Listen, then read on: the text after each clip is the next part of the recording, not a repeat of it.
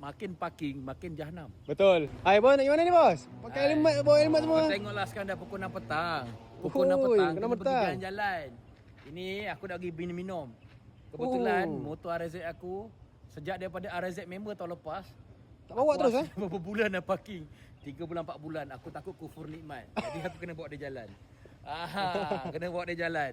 Sebab apa, Kip? Ha. Untuk RZ ni, Okey. dia kalau makin parking, makin jahanam. Betul. Ini, itu hari, 2 hari lepas budak-budak ni start, tuti sumbat.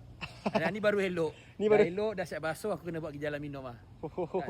Lagi satu nak tanya, betul ke geng-geng RZ kalau nak parking, kelas ni dia kena tarik? Maksudnya dia kena Kena betai. ikat, Betul ke? Ui. Betul ke? Kalau betul cuba korang komen kat bawah.